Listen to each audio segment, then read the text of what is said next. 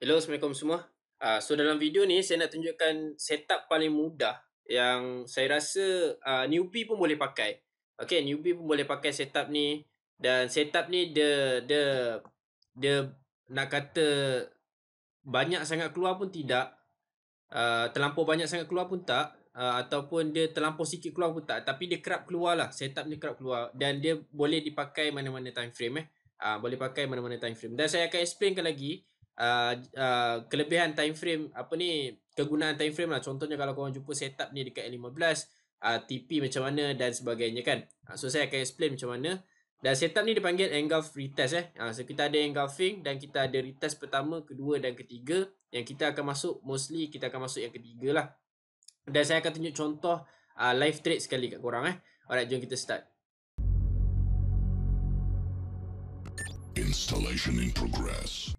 Okay, so sekarang ni sebelum kita start tu, saya nak korang kenal pasti engulfing dulu. Candlestick engulfing macam mana, nanti korang akan terbalikkan lah. Contoh, saya akan bagi contoh sell dalam ni, tapi kalau buy korang akan terbalikkan saja. Okay, so kalau kita dekat sini saya akan lukis engulfing. So kita ada satu candlestick engulfing. Candlestick engulfing macam mana? Kita ada kecil satu dan kita ada besar satu. Dia dua candlestick je. Okay, kita ada dua candlestick saja. Alright, candlestick kanan, body dia lebih besar daripada candlestick body kiri. Okay, body kanan mesti lagi besar daripada body kiri. Senang saja. Dia tak ada 3 candlestick, dia tak ada 4, dia tak ada 5. Kita ada 2 candlestick saja. Okay, 2 candlestick, body kanan lagi besar daripada body kiri. Saya harap jelas benda tu So biasanya kat sini kita ada bullish, kita ada candlestick bullish, dan kat sini kita ada candlestick bearish lah. Okay, so korang boleh ambil ni sebagai shadow dia. Okay, anggap ni shadow dia. Okay, ni anggap shadow dia. Kita ada shadow macam tu kan. So ni contoh engulfing lah. So apa yang saya nak korang buat, korang marking dulu zone engulfing tu. Zone engulfing untuk teknik ni kita akan marking daripada shadow atas ke shadow bawah. Daripada shadow atas ke shadow bawah dan tarik ke kanan. Okay, tarik ke kanan lah. Alright. So zone ni adalah significant zone. Apa yang saya nak korang perhatikan, teknik ni dia mesti kena ada retest yang pertama dan kedua. Baru kita akan decide yang ketiga tu kita akan masuk sell. Okay, dan buy ni korang terbalikkan je lah. Saya akan bagi contoh dalam video ni sell saja. Yang buy tu korang akan terbalikkan. Okay, contohnya selepas price keluar, kalau dia buat engulf, dia turun kan. Lepas tu dia masuk balik dekat dalam. Syarat retest yang pertama, candlestick yang pertama ni mesti keluar bearish, keluar semula daripada zone engulfing ni dalam keadaan candlestick bearish. Faham Dia close mesti close. Candlestick bearish tu mesti close. Okay, candlestick bearish tu mesti close. So ini kita akan panggil out yang pertama, atau retest yang pertama, R1. Kita akan panggil R1 Kita akan panggil R1. Senang cerita kita akan panggil R1 lah. Okay, kita akan panggil R1. Lepas tu dia akan turun. Dia akan bermain-main. Dia turun macam tu. Dia turun. And then dia naik sekali lagi. Dia keluar candlestick bullish kan. Lepas tu nak jadikan dia retest yang kedua, kita akan tengok balik semula candlestick bearish keluar dan close daripada zone engulfing ni. Dia mesti keluar dan close. Sama macam R1, macam retest yang pertama ni Dia mesti keluar, wajib keluar dan close dekat zone ni balik. Okay, so kita ada zone. So kita ada R2 So kita ada R2. Ni panggil R2. R2 ni adalah retest kedua lah. Okay, R2. Dan apa jadi selepas tu? Kita ada retest yang pertama, kita ada retest yang kedua. Mostly selepas dia turun balik daripada sini, price akan naik balik ke sini.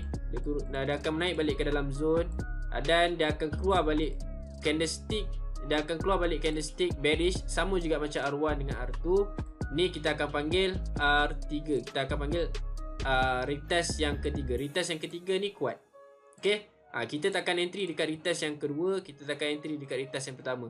Yang pertama ni boleh lah, tapi yang kedua jangan entry Yang kedua ni kita kena ada confirmation dia turun balik daripada zone engulfing ni, baru kita boleh decide. Okay, kemungkinan besar dia akan datang balik dan dia akan jadi R3 kat sini. So R3 ni yang kita akan entry. Selepas dia keluar R3, maknanya zone engulfing yang ni, kita boleh expect zone ni adalah zone yang kuat. Dan kita akan expect price akan drop selepas tu lah. So kita akan sell sini, stop loss atas daripada engulfing, ataupun stop loss atas daripada reversal yang dibuat selepas dia keluar balik daripada zone engulfing ni. So saya akan bagi contoh dekat chart. Dan supaya korang lebih faham lah. Okay, so ni adalah nota dia. Kita ada engulfing, price turun, selepas dia buat engulfing, dia naik balik masuk dalam zone engulfing. Zone engulfing ni mana yang kotak hitam yang saya tanda ni. Dan dia mesti close bearish candlestick ataupun close keluar daripada zone engulfing ni sebagai rejection. Paling best sekali kalau dia close sebagai candlestick bearish lah. Ni kita akan anggap sebagai R1 ataupun retest yang pertama.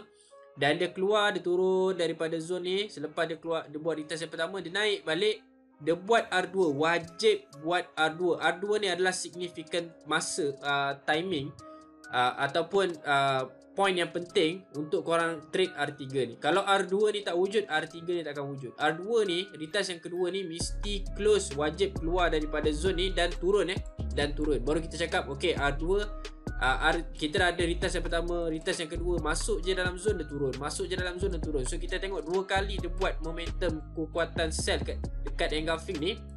Time tu R3 kita akan masuk sell dengan tenang. Alright.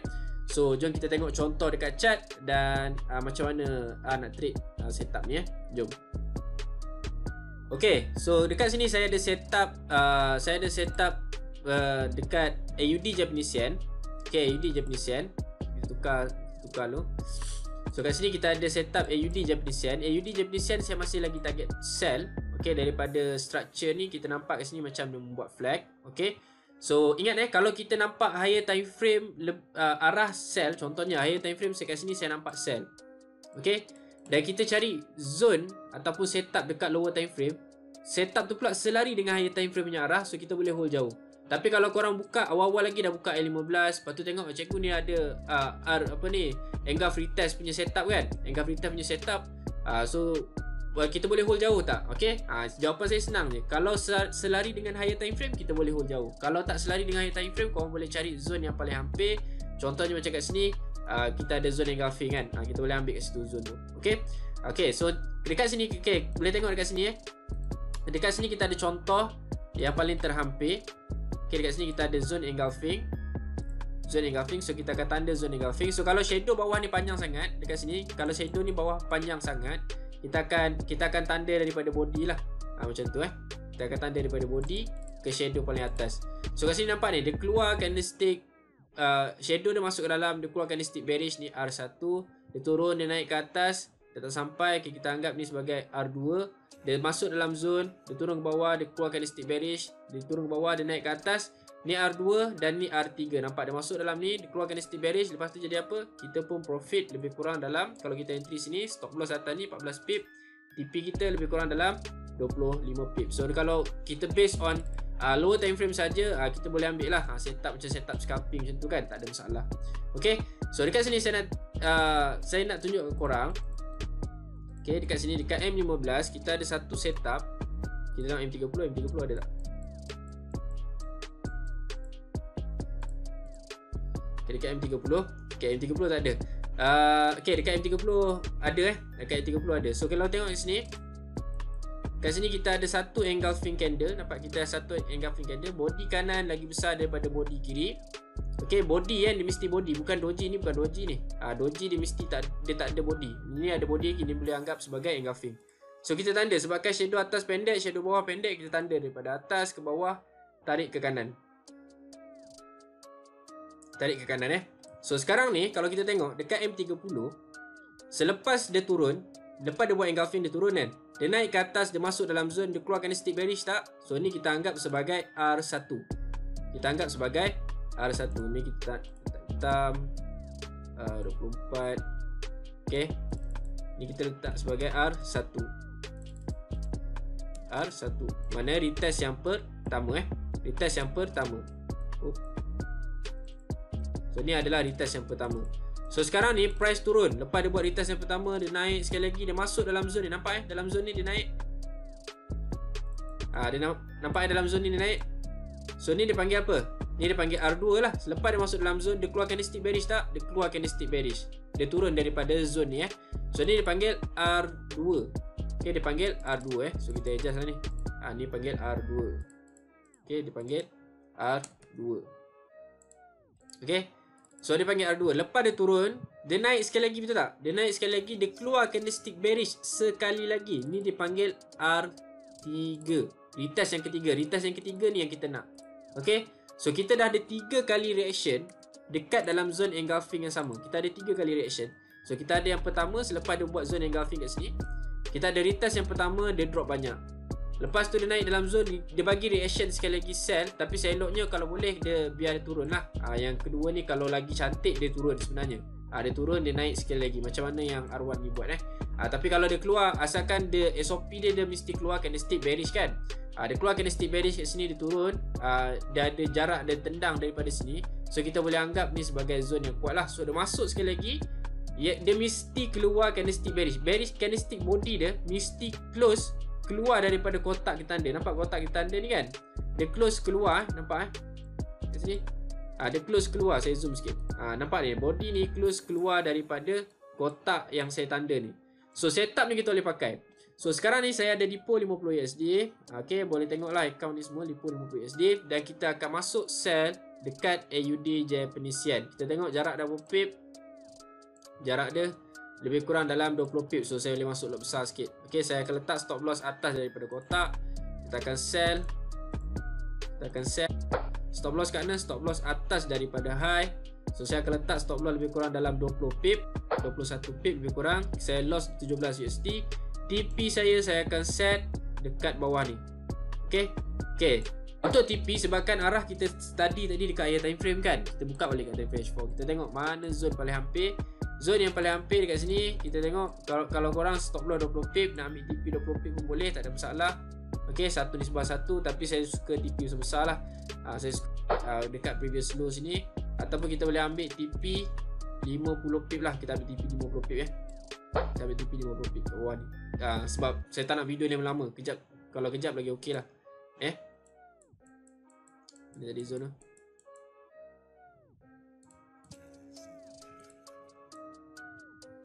Larilah R1 R2 Okay ni.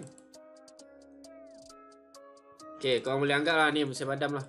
Pening lah kepala nanti So saya ambil TP setakat ni saja. So stop loss 20 pip, TP saya 50 pip. Okey lah kan untuk intraday punya setup. TP 50 pip tu dah kira okey lah, doable lagi kan dengan modal 50 USD. Kita masuk lot besar sebab stop loss kecil saja. So setup ni boleh diaplikasi dekat mana-mana time frame. Tapi saya sarankan jangan terlampau kecil lah. M1 dengan M5 tu dia akan membutakan mata kita. Sebab kan M1 ni memang nampak pergerakan dia macam gempak, tapi dia tak besar. Pergerakan dia tak besar. Nampak macam dia turun banyak kan, tapi sebenarnya pergerakan dia terlampau sikit. Okay, nanti akan membutakan mata korang. Tengoklah baru profit sikit kan. Aku nak profit banyak-banyak. Lepas tu korang pun pergilah TP jauh-jauh tanpa study higher time frame punya arah. Okay, kalau selari dengan higher time frame punya arah tak ada masalah. Macam sekarang ni saya buat dekat M30. Okay, kalau M15 pun ada sebenarnya. M15 nampak kat situ kita ada zone engulfing lagi sebenarnya dekat atas. So, saya lagi suka higher time frame punya setup. Sebab higher time frame punya setup ni dia lagi kemas dan kita lagi nampak jelas lah apa dia nak buat. So sekarang ni setup dah ada, dah tersusun, dan kita akan tengok macam mana dia punya progress. Dan saya akan tunjuk dekat korang selepasnya macam mana selepas dia. So macam saya cakap, setup ni kena training lah. Jangan terus masuk kan. So kalau tengok dekat sini kan, sini pun sebenarnya ada setup zone engulf retest Nampak kat sini kita ada zone engulfing. Kita tarik daripada shadow atas ke shadow bawah. Tarik macam tu. Okay, ni saya zoom sikit. Okay, kotak ni nampak kat sini kita kemaskan zone dia. Nampak kat sini. So kita ada retest yang pertama, ada bearish candle close bawah daripada kotak ni R1, bearish candle close bawah kotak selepas dia turun R2. Kita tengok ke kiri, dia masuk dalam zone tak? Nampak tu, dia masuk dalam zone. Dia touch sikit je. Ni R3. So kat sini pun zone boleh juga, tak ada masalah. Tapi kita ambil yang paling hampir lah kat sini. Kat sini pun kita boleh nampak ada R1, R2, R3 kan. Sama juga kat zone atas ni pun boleh ke R1, R2, R3. Tapi kalau korang pandai tapis nak dapat sharp entry tu senang je lah. Guna setup ni. Okay, newbie pun boleh dapat sharp entry. Setup ni senang je, cuma korang kena sabar je lah. Nak menunggu dia sampai R3. Okay, dan terus terang saya cakap R1 dengan R3 je movement dia kuat. R1 dengan R3 R2 biasanya movement dia tak jauh, ataupun movement dia boleh jadi fake out. Boleh jadi dia fake out lah. Fake out, dia keluar fake macam ni tapi dia naik banyak lepas tu. Okay, itu pentingnya selepas dia keluar, dia kena confirm candlestick bearish tu keluar. dia turun, dia naik sekali lagi masuk dalam zone, kena sekali lagi keluar candlestick bearish selepas dia masuk balik dalam zone. So time tu kita akan confirmkan untuk R3 ni, kita akan cuba trade dan expectation dia akan valid lah. Okay, valid tak valid ni, dia kalau valid dia langgar TP, kalau tak valid dia langgar stop loss, itu je jawapan yang saya boleh jawab seandainya kalau korang tanyalah. So setup ni kalau dia selari dengan higher time frame lagi kukuh. Okay, kalau buy kita higher time frame tu buy, dekat lower time frame ada setup buy, jalan. Okay, tak ada masalah. Alright, so saya harap jelas. Kita tengok nanti macam mana dia punya progress. TP kita 50 pip saja ni, tak ada kita nak entry tebal-tebal. Kita ambil mana yang ada. Profit dalam 42 USD. Okay, modal 50 USD. Alright, kita tengok macam mana nanti dan saya akan update korang balik, right? A few moments later. Alright, kita balik. So sekarang ni pukul 9 malam. So ni waktu malam kan. So UD Japanese Yen dah turun dah. Okay, kalau boleh tengok kat sini tepi ni kan, 34 pip dah profit. Okay, 33 pip. Tadi dia dah turun sikit kan. So ni zone ni dia respect lagi kan. Lepas dia keluar tadi dia buat R nombor 3, dia masuk sekali lagi.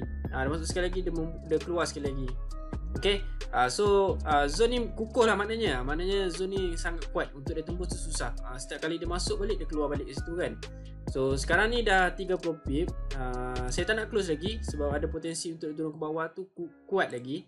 So kalau kita ambil trend line pun, kalau kita ambil trend line kan, kita tarik daripada bawah ni, gabungkan daripada low ke low, sekarang ni kita dah ada breakout.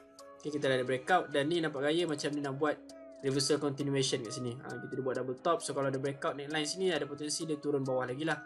Dan apa yang saya akan buat, saya akan set BE 1 pip dulu. Okay, 1 pip. Boleh tengok 1 pip.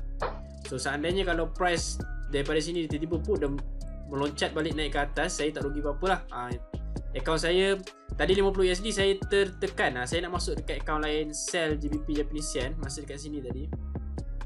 Tapi saya termasuk pakai account ni. So tu nampak 47 USD kan. So korang boleh tengok kejap boleh tengok lah, tadi saya sell GJ 2 kali. Sekali tengok pasal account ni 50 USD kan.